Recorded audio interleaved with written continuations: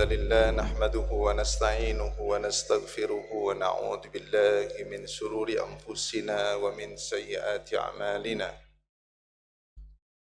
من يهده الله فلا مضل له ومن يضلل فلا هادي له أشهد أن لا إله إلا الله وأشهد أن محمدا رسول الله قال الله تعالى في القرآن الكريم أعوذ بالله من الشيطان الرجيم بسم الله الرحمن الرحيم يا أيها الذين آمنوا اتقوا الله حق تقاته ولا تموتن إلا وأنتم مسلمون وقال رسول الله صلى الله عليه وسلم نعمتان مغبون فيهما كثير من الناس الصحة والفراغ.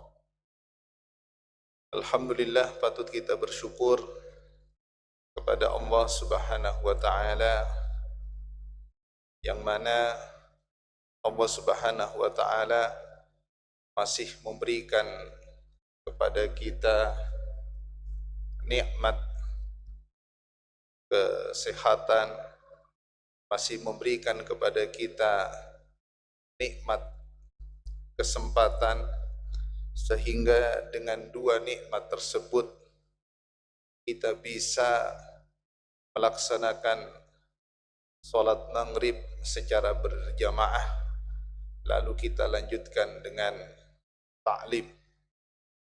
Coba bayangkan, tanpa kedua nikmat tersebut mungkin kita saat sekarang ini tidak bisa datang ke masjid, melaksanakan sholat berjamaah, kemudian dilanjutkan dengan ta'lim. Kajian kita insya Allah pada malam hari ini melanjutkan daripada kajian yang sebelumnya. Kita akan membahas tentang hadis-hadis yang berkaitan dengan amalan-amalan yang bisa menghapus dosa-dosa kita. Dan ini penting untuk kita ketahui, karena setiap kita pasti pernah melakukan perbuatan dosa, dan tidak ada di antara kita tentunya yang terbebas dari perbuatan dosa. Sebagaimana Rasulullah sallallahu alaihi wasallam sabdakan, kullu bani Adam khata'. Setiap anak Adam kita pasti pernah melakukan perbuatan dosa. Dan solusinya ketika kita melakukan perbuatan dosa, kata Rasulullah SAW, dengan kita bertaubat kepada Allah Subhanahu wa Ta'ala. Wa khairul khatta'in at-tawwabun, dan sebaik-baik orang yang melakukan perbuatan dosa hendaklah dia bertaubat kepada Allah Subhanahu wa Ta'ala dengan taubatan yang nasuhah. Di antara amalan-amalan penghapus dari dosa yang selanjutnya adalah perbuatan baik. Jadi perbuatan baik itu bisa menghapus dosa-dosa kita. Sebagaimana Allah Subhanahu wa Ta'ala firmankan di dalam surat Hud ayat 114. Innal hasanat yudhibnas sayyiat. Perbuatan-perbuatan baik itu bisa menghapus perbuatan-perbuatan dosa. Maka di sini al-hasanat disebutkan oleh Allah dalam bentuk jamak. Kalau mufradnya, bentuk tunggalnya al-hasanah, tapi jamaknya al-hasanat. Kenapa disebutkan al-hasanat? Karena kebaikan itu banyak. Kebaikan itu banyak. Kebaikan itu bukan sedikit, banyak. Makanya Kita diperintahkan oleh Allah apa? Untuk mengerjakan kebaikan sebanyak mungkin. Agar apa? Agar dosa-dosa kita dihapus oleh Allah Subhanahu wa taala. Dan yang menarik adalah ketika kita melakukan sebuah kebaikan, Allah Subhanahu wa taala tidak akan sia-siakan kebaikan yang kita lakukan. Dan ini yang perlu kita ketahui. Dan bahkan satu kebaikan yang kita lakukan itu tidak mungkin Allah balas dengan satu kebaikan juga. Jadi kita misalnya melakukan satu kebaikan, enggak mungkin Allah balas dengan satu kebaikan. Pasti dibalas oleh Allah Subhanahu wa taala lebih. Bahkan Allah Subhanahu wa taala sudah menyediakan kepada kita pahala bagi orang yang melakukan kebaikan. Berapa pahala yang disediakan oleh Allah kepada orang yang melakukan kebaikan? Itu disebutkan dalam sebuah hadis. Hadis ini diriwayatkan dari Abu Hurairah radhiyallahu anhu. Rasulullah sallallahu alaihi wasallam bersabda, "Kullu amali bani Adam yudha'aful hasanah asyru amthaliha ila sab'i mi'ati di'fin." Sesungguhnya amalan anak Adam itu, amalan kebaikan maksudnya, dilipat gandakan 10 sampai 700 kali lipat. Coba. Jadi Allah menyediakan pahala kepada kita ketika kita melakukan kebaikan 10 sampai 700 kali lipat. Jadi tidak dibalas satu kebaikan dibalas dengan satu kebaikan, kan? Inilah kelebihan umat Nabi Muhammad SAW. Pahalanya itu dilipat gandakan. Dan bahkan ada pahala yang kadang tidak dibatasi. Ini lebih dahsyat lagi. Tapi batasnya pahala itu sampai 700 kali lipat. Misalnya kita sholat berjamaah ke masjid, sholat maghrib, isya, subuh, duhur, asar, itu pahalanya 27 sampai 27, dalam riwayat yang lain 25, Pak. Coba, lebih dari 10. Kita misalnya apa? Membaca Al-Quran. Satu huruf itu dibalas dengan 10 kebaikan, 10 pahala. Maka kata Rasulullah SAW, "Man qara'a harfan min kitabillah falahu al-hasanah." Barang siapa yang membaca satu huruf dari Al-Quran, maka baginya satu kebaikan. Wal hasanatu bi asyri amthaliha, dan satu kebaikan itu dilipat gandakan menjadi 10 kebaikan. La aqulu alif lam mim harfun. Aku tidak mengatakan alif lam mim itu satu huruf. Walakin, akan tetapi, alif harfun, alif satu huruf, lam harfun, lam satu huruf, mim harfun, mim satu huruf. Coba. Makanya apa? Kebaikan itu banyak sekali. Dan bahkan Imam An-Nawawi menulis satu bab di dalam kitabnya Riyadhus Shalihin. Babnya adalah banyak jalan menuju kebaikan. Banyak jalan menuju kebaikan. Kita ini duduk di masjid ini, duduk di masjid. Sambil kita thalabul ilmi, menunggu datangnya sholat isya, ini kebaikan. Ini kebaikan. Makanya saya sering sampaikan gitu loh. Bahkan hadis ini yang saya sampaikan, bahkan hadis ini hampir setiap saya mengumumkan terkait masalah kajian, saya selalu sampaikan itu. Apa kata Nabi? Ahadukum ma qa'ada yantadirus shalah fi sholatin ma lam yuhdith tad'u lahu al malaikah Allahumma ighfir lahu Allahumma arhamhu. Tidaklah salah seorang di antara kalian duduk di masjid menunggu datangnya sholat berikutnya, melainkan didoakan oleh para malaikat, Allahumma ighfir lahu, ya Allah ampunilah dia, Allahumma arhamhu, ya Allah rahmatilah dia.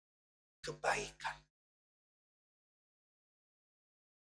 Belum lagi kita mendapatkan apa? Keistimewaan yang lain. Disebutkan dalam hadis, Nabi bersabda, majtama'a qaumun fi baitin min buyutillah yatluna kitaballah wa yatadarasunahu bainahum illa nazalat alaihimus sakinah wa ghasyiyatuhumur rahmah wa haffathumul malaikah wa dzakarahumullahu fi man indah. Tidaklah suatu kelompok manusia, kita ini Pak, kelompok manusia, berkumpul di salah satu rumah Allah, di masjid, melainkan lalu dia membaca Al-Quran, memahami Al-Quran, mengikuti kajian, melainkan Allah berikan kepadanya ketenangan. Coba, kebaikan. Kalau memiliki hati yang tenang, enak.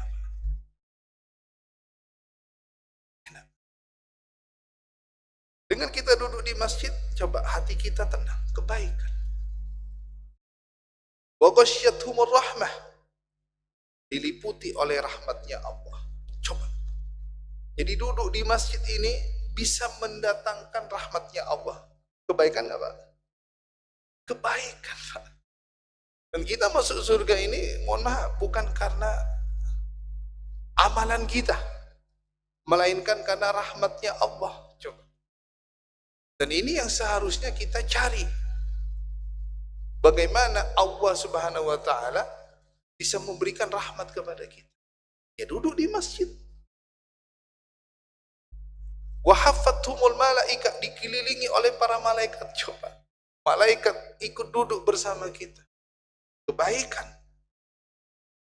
Wa dzakarahumullahu fi man inda, dan nama kita disebut oleh Allah Subhanahu wa Ta'ala di hadapan para malaikatnya. Kebaikan. Jadi luar biasa. Dan bahkan kebaikan itu memang itu menjadi syarat kita dimasukkanlah ke dalam surganya Allah Subhanahu wa Ta'ala. Jadi dengan kita melakukan kebaikan, kita bisa masuk ke dalam surganya Allah. Karena syarat masuk surga itu, syaratnya cuma iman, maka dia akan. Makanya apa Pak? Banyak-banyaklah kita melakukan kebaikan. Isi hari-hari kita, waktu-waktu kita, banyak melakukan kebaikan. Agar apa? Agar dosa-dosa kita dihapus oleh Allah melalui kebaikan-kebaikan yang kita lakukan. Innal hasanat yudhibnas sayyi'at. Perbuatan-perbuatan baik itu bisa menghapus perbuatan-perbuatan dosa. Ini yang pertama. Amalan-amalan yang bisa menghapus dosa-dosa kita. Kemudian yang kedua adalah amalan yang bisa menghapus dosa kita adalah kita harus bertakwa kepada Allah. Sebagaimana Allah janjikan kepada kita di dalam Al-Quran surat At-Talaq ayat ke-5. Wa may yattaqillaha yukaffir anhu sayyi'atih, kata Allah Subhanahu wa taala, wa yu'dham lahu ajra. Barang siapa yang bertakwa kepada Allah Subhanahu wa taala, niscaya Allah akan menghapus dosa-dosanya dan dia akan diberi pahala yang besar dengan bertakwa. Coba. Kalau takwa itu kan, kalau kita definisi yang kita ketahui, menjalankan perintahnya dan menjauhi larangannya. Ini kan definisi ya umumnya begitu. Dan ada definisi yang sangat menarik itu tentang takwa. Bagaimana yang didefinisikan atau disebutkan oleh Imam Ali radhiyallahu anhu tentang takwa. Imam Ali radhiyallahu anhu mendefinisikan takwa itu, kata beliau, ada 4 kriteria orang yang bertakwa, kata Imam Ali. Dan 4 kriteria ini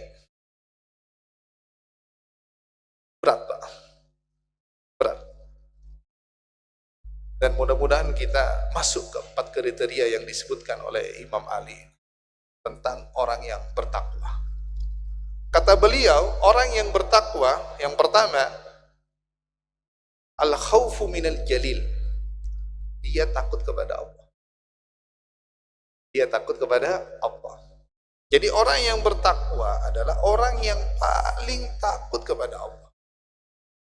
Mungkin kita pernah mendengar hadis Nabi SAW bersabda, ittaqillah haitsuma kunta. Takutlah kalian kepada Allah dimanapun kalian berada. Jadi takut kepada Allah bukan hanya di masjid. Bukan hanya di masjid. Kalau orang di masjid kan takut semua ya kan. Karena mau ibadah, mau sholat. Dimanapun berada. Tempat kerja kita harus takut. Di kantor. Jangan sampai korupsi. Misalnya kita sebagai pedagang, takut kepada Allah, jangan curang. Jangan curang di dalam berdagang. Tidak boleh menipu. Misalnya apa? Ketika kerja dinas malam, takut kepada Allah. Jangan tidur. Harus jaga. Karena amanah. Misalnya apa? Jaga koperasi, harus jujur. Sebagai penjual harus jujur. Takut kalau berbohong. Jadi dimanapun berada kita harus takut kepada Allah. Dan kalau kita takut kepada Allah,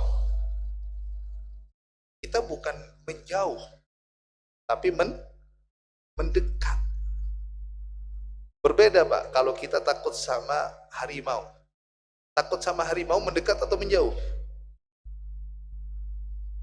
Takut sama harimau mendekat atau menjauh?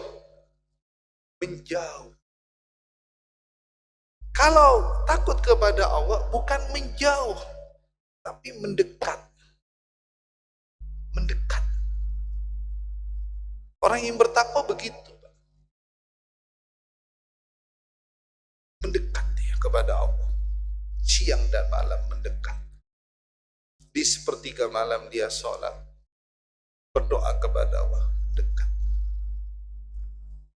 Tapi kalau orang yang nggak bertakwa, dia jauh dari Allah, Pak. Jauh. Jauh dari perintah Allah.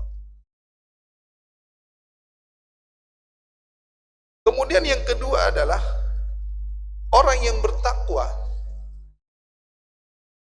Kata Imam Ali, wal amalu bitanzil. Dia mengamalkan Al-Quran. Jadi artinya apa yang ada di dalam Al-Quran, semuanya dia imani, kemudian dia amalkan. di dalam kehidupan sehari-harinya. Tidak memilih yang disukai saja, enggak. Semua apa yang ada dalam Al-Quran kita imani semuanya, suka atau tidak suka, harus imanin. Dan ini yang berat, karena ada sebagian dari kita terkadang hanya mengimani sebagiannya saja. Yang diimani yang enak-enak, yang sesuai dengan hawa nafsunya, yang sesuai dengan keinginannya. Kalau tidak sesuai dengan keinginannya, dia tidak imani, dia tidak amalkan. Ini bukan ciri orang yang bertakwa. Kemudian apalagi orang yang bertakwa, kata Imam Ali, wal qana'atu minal qalil, memiliki sifat qana'ah, menerima pemberian Allah. Mau pemberiannya Allah banyak, sedikit diterima, qana'ah, berlapang dada, tidak pernah mengeluh. Sifatnya manusia kan mengeluh. Kalau diberikan sedikit mengeluh, maunya minta yang banyak terus. Jangan.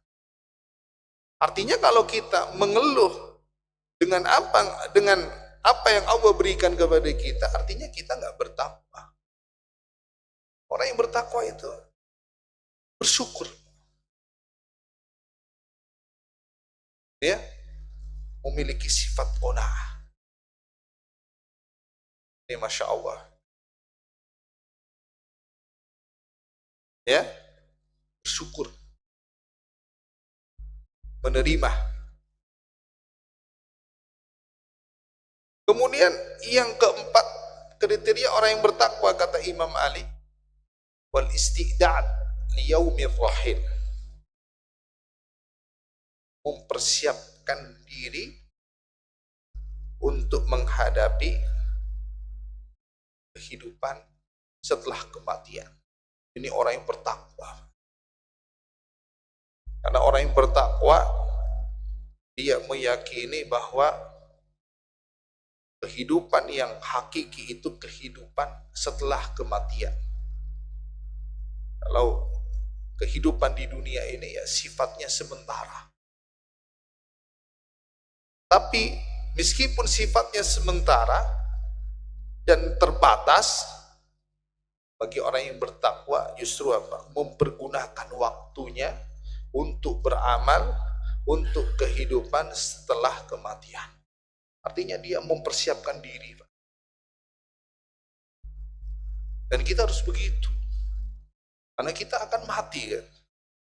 Harus dibutuhkan adanya persiapan. Bagaimana pernah dinasihatkan oleh Umar bin Abdul Aziz ketika beliau menyampaikan khutbah Jumat di mimbar. Beliau memberikan sebuah nasihat kepada kita. Apa? Kata beliau, berbekallah kalian di dalam perjalanan kalian dari kehidupan di dunia menuju kehidupan akhirat. Disuruh berbekal. Kita saja kalau mau pulang kampung, kampungnya kita misalnya jauh,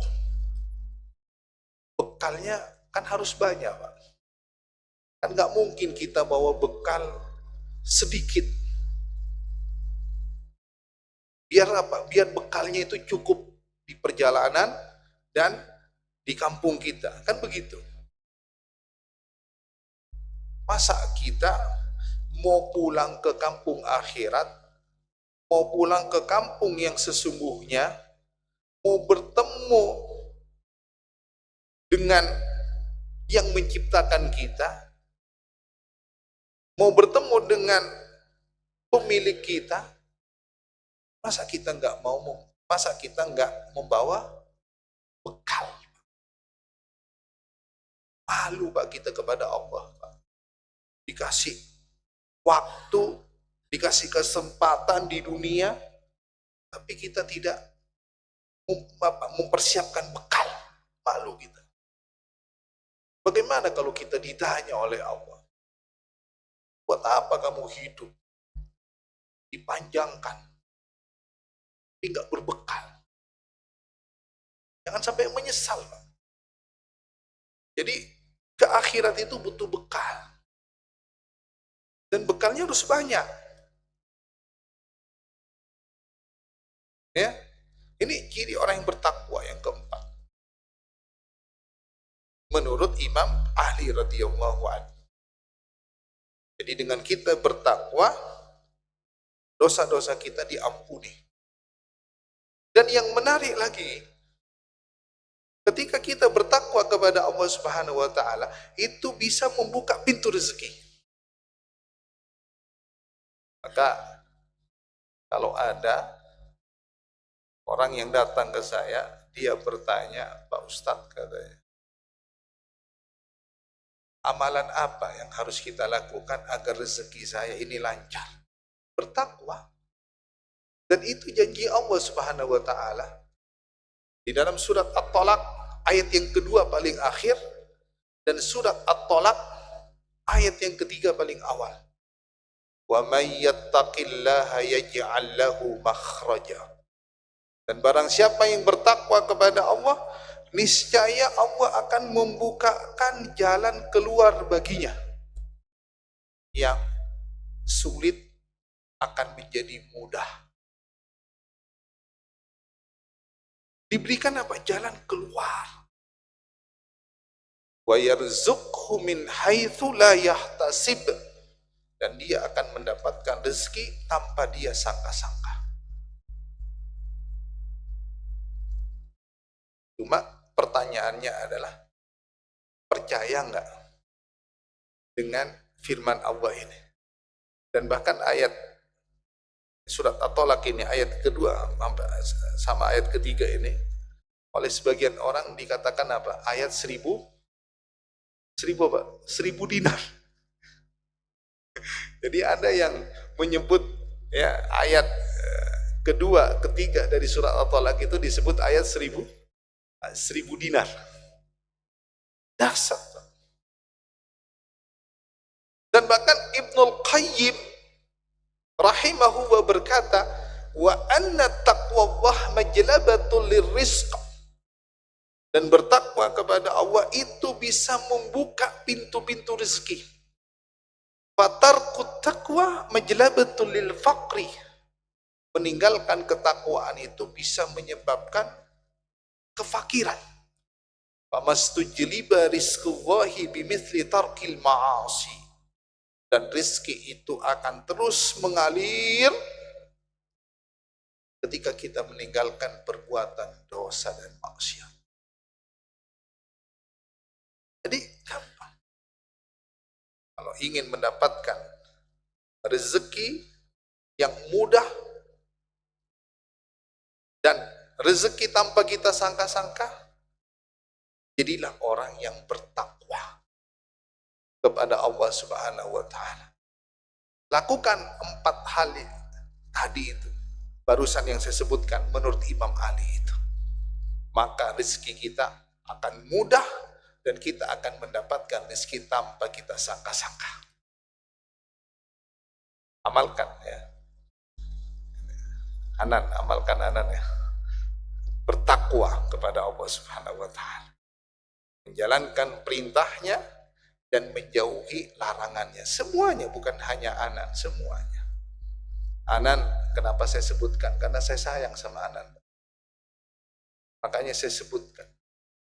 Saya itu mencintai Anan karena Allah. Loh, kok tertawa? Ya kan begitu. Kan ada 3 perkara. Ada 3 perkara. Apabila 3 perkara itu dimiliki oleh seseorang, maka dia akan merasakan manisnya dan lezatnya iman. Wa an yuhibbal mar'a la yuhibbuhu illa lillah. Dia mencintai saudaranya karena Allah. Saya mencintai Anan karena Allah. Makanya saya sebutkan namanya duluan. Kalau Anan ingin mendapatkan rezeki tanpa disangka-sangka, bertakwa. Apa yang Allah perintahkan, lakukan, kerjakan. Apa yang Allah larang, tinggalkan. Sami'na wa ata'na. Nah, ini amalan yang kedua. Penghapus dosa. Amalan yang ketiga, penghapus dosa, membaca doa setelah selesai adzan. Nah, ini juga dahsyat ini, ya. Membaca doa setelah selesai adzan. Makanya kalau ada orang adzan, jawab, ya. Lalu setelah adzan kita berdoa kepada Allah Subhanahu wa taala. Jangan ngobrol. Sebagaimana Rasulullah sallallahu alaihi wasallam bersabda, "Man qala hina yasma'ul muadzin." Barang siapa yang setelah mendengar adzan mengucapkan asyhadu an la ilaha illallah wahdahu la syarikalah wa anna Muhammadan abduhu wa rasuluh raditu billahi rabba wa bi Muhammadin rasulan wa bil islami dina ghufira lahu dzambahu. Maka kata Rasulullah sallallahu alaihi wasallam, niscaya akan diampuni dosanya. Jawab kalau ada adzan. Jangan berbicara, jangan ngobrol. Biar kita khusyuk, biar kita nikmat tentunya di dalam menjawab adzan. Yang adzan juga harus bagus. Kan begitu, Pak? Kalau kita mendengar suara adzan yang bagus itu kan kita khusyuk, benar kan? Wah, ini siapa yang adzan? Bagus banget.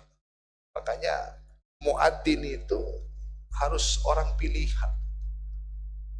Jadi tidak semuanya itu adzan. Ya mohon maaf. Semuanya mungkin kita bisa. Adzan kan begitu. Bisa. Kita adzan bisa. Tapi kalau nggak bagus ya janganlah, Pak. Apalagi pakai speaker luar pula ya. Makanya muadzin itu dari zaman Nabi itu memang pilihan. Memang pilihan. Tidak semua orang itu bisa adzan. Makanya di zaman Nabi itu muadzinnya itu dua. Yang pertama Bilal, yang kedua Ibnu Maktum, Abdullah Ibnu Maktum. Jadi Bilal itu muadzin pertama, Abdullah Ibnu Maktum ini muadzin kedua. Kalau di sini muadzinnya banyak, tapi komandan muadzin di sini Ustadz Muhammad Sanid. Di bawahnya ada Ustadz Ulil, ada Ustadz Junaidi, ada siapa lagi? Ustadz Chandra. Ustadz Chandra sekarang udah mulai adzan juga, Masya Allah. Nanti disusul oleh ustadz-ustadz yang lain. Jadi pilihan. Saya sering mendengar adzan itu kadang ada, saya tanya siapa yang adzan tadi? Jamaah ustadz. Kenapa kalian izinkan? Gak enak ustadz, dia minta. Kalau adzannya bagus nggak apa-apa.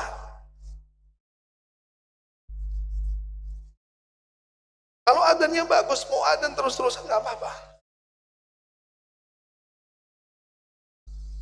Silahkan. Tapi kalau merasa nggak bagus, jangan adzan, Pak. Di mana-mana itu adzan itu pilihan. Benar nggak? Mau di Masjidil Haram, di Masjidil Nabawi, di masjid manapun itu pilihan, Pak. Jadi saya sering lihat jamaah, orangnya itu aja gitu. Minta terus. Jadinya muadzinnya nggak enak kalau nggak ngasih.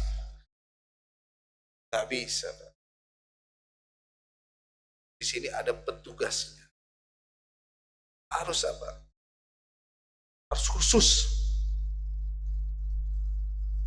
Saya pernah Di 2023 saya ada jadwal khatib Jumat sampai sekarang di Masjid Bintaro, Masjid An-Nasr Bintaro, Sektor 9. Saya khatib di situ, khatib Jumat. Istri saya kalau ikut ngisi khutbah Jumat biasanya nunggu di mobil. Ketika saya naik mimbar, saya mengucapkan salam, lalu dia adzan. Itu Pak, adzannya itu biasa, tanpa terasa itu air mata itu menitis. Bagus banget. Dan beliau ini bisa meniru model-model adzan di Masjidil Haram atau di Masjidil Nabawi. Bisa. Ketika selesai sholat Jumat, saya pulang, saya tanya ke istri, gimana muadzinnya tadi? Iya bagus banget. Saya juga sampai nangis katanya.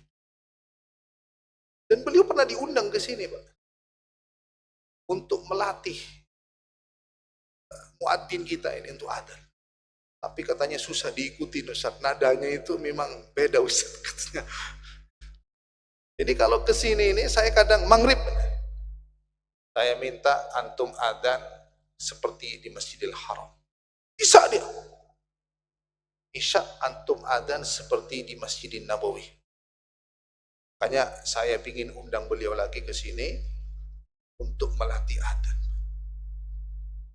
Kita kalau bagus nggak apa-apa, tapi harus latihan. Dan keutamaan orang yang adzan ini besar pahalanya. Makanya nanti di padang mahsyar itu yang mudah dikenali itu kan muadzin. Kayak Sani nanti ini lehernya nih panjang nih Pak. Anin Ulil, si Junaidi, si siapa itu lehernya panjang, dikenalin, oh itu muadzin. Anan juga dikenalin Pak. Karena kalau rihlah yang ada Anan. Dikenalin juga. Anan itu khusus muadzin ketika rihlah karyawan. Adan juga dia. Itu Masya Allah itu. Harus latihan. Biar apa? Biar ketika adanya bagus, kita khusyuk dan kita bisa menjawabnya dengan khusyuk juga. Jadi seperti itu. Ya. Kemudian amalan yang selanjutnya adalah yang bisa menghapus dosa-dosa kita adalah sujud dalam sholat, atau sujud karena sebab syukur, atau tilawah, atau membaca ayat sajadah. Bagaimana Nabi SAW bersabda, alaika bi kathratis sujud lillah, hendaklah engkau memperbanyak sujud untuk Allah, bukan untuk manusia, bukan untuk berhala, bukan untuk gerhana bulan bintang, tapi untuk Allah. Fa innaka la tasjudu lillahi sajdatan, karena tidaklah engkau bersujud sekali karena Allah, illa rafa'aka Allah, niscaya Allah angkat biha darajah, satu derajat, wa hatta anka biha khati'ah, dan dihapus satu kesalahan. Maka kalau kita di masjid itu Pak, ya memperbanyak sujud. Makanya kalau kita habis melaksanakan sholat berjamaah, sholat sunnahnya jangan di tempat itu, tapi pindah, cari tempat yang lain. Agar kita di masjid banyak tempat sujud. Jadi luar biasa. Banyak sujud, banyak sholat. Ya, kalau kita ingin banyak sujud, banyak sholat. Jangan tinggalkan, jangan hanya sholat wajib, tapi sholat sunnahnya juga dijaga. Sholat tahajudnya.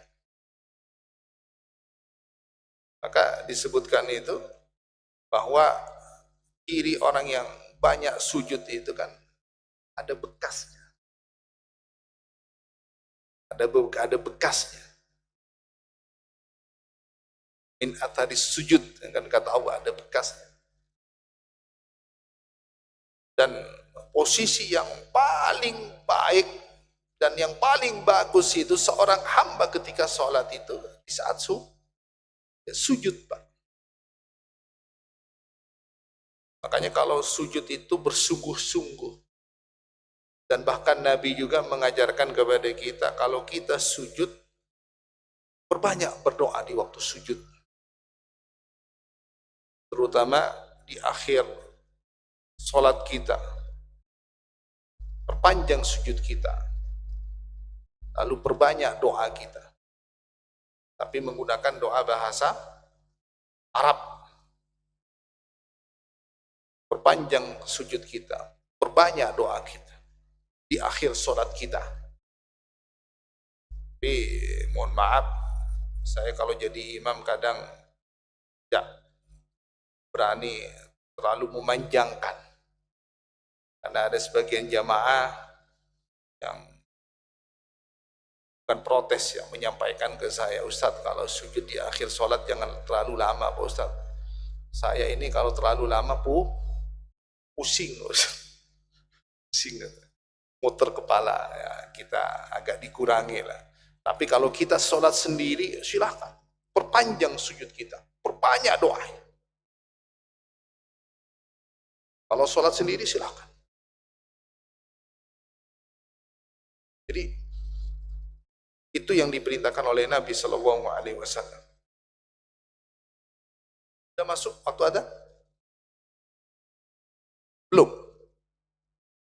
Biasanya ada yang mengingatkan ya. Kemudian yang selanjutnya adalah amalan yang bisa menghapus dosa kita adalah membaca dan meyakini dan mengamalkan surat Al-Mulk. Ini luar biasa ini Pak. Membaca surat Al-Mulk ini bisa menghapus dosa-dosa kita. Sebagaimana Nabi sallallahu alaihi wasallam bersabda, "Inna suratan minal Qur'an 30 ayah syafa'at li rajulin hatta ghufira lahu wa hiya suratu tabarakalladzi biyadihil mulk." Sesungguhnya terdapat suatu surat dalam Al-Qur'an berjumlah 30 ayat. Ia akan memberikan syafaat kepada seseorang hingga diampuni. Surat itu adalah Tabarakalladzi biyadihil mulku wa huwa ala kulli syai'in qadir. Bahkan di dalam hadis yang lain disebutkan, man qara'a tabarakalladzi biyadihil mulku kulla lailah. Barang siapa yang membaca Tabarakalladzi biyadihil mulku setiap malam, sebelum tidur boleh, ya, habis maghrib boleh, habis isya boleh. Mana'ahu Allahu azza wa jalla biha min adabil qabri. Allah akan menghalanginya dari adab kubur. Hadis ini hasan menurut Syekh Albani. Jadi kalau kita setiap malam membaca surat Al-Mulk, maka kita tidak akan diadab dengan adab kubur. Makanya apa? Hafalkan surat Al-Mulk itu. Tabarakalladzi biyadihil mulk wa huwa ala kulli syai'in qadir. Nanti ketika sudah hafal, storkan ke saya. Saya cek, saya perbaiki kalau ada kesalahan. Baca. Karena kita kan nggak tahu Pak. Ketika kita nanti meninggal, mendapatkan nikmat kubur atau adab kubur, nggak ada yang tahu. Nggak ada yang tahu. Nikmat kubur dan adab kubur ini sesuatu yang gaib. Tidak ada di antara kita yang mengetahuinya kecuali Nabi. Nabi itu tahu Pak, orang yang diadab di alam kuburnya dan orang yang mendapatkan nikmat kubur, Nabi tahu. Maka Nabi itu pernah melewati di sebuah kuburan. Lalu Nabi berhenti. Para sahabat bertanya, "Ya Rasulullah, mengapa engkau berhenti? Ada apa wahai Rasulullah?" Kata Nabi, "Aku sedang mendengar dua orang yang diadab di alam kuburnya." Para sahabat bertanya, "Ya Rasulullah, kenapa mereka diadab? Melakukan dosa apa mereka sampai diadab di alam kuburnya wahai Rasulullah?" Nabi SAW menjawab, yang pertama diadab karena pipis sembarangan. Tidak dibersihkan kalau pipis. Hati-hati. Gak disiram. Nah, hati-hati ini. Yang kedua, diadab kubur karena semasa hidupnya di dunia suka berbuat namimah. Apa namimah? Suka mengadu domba.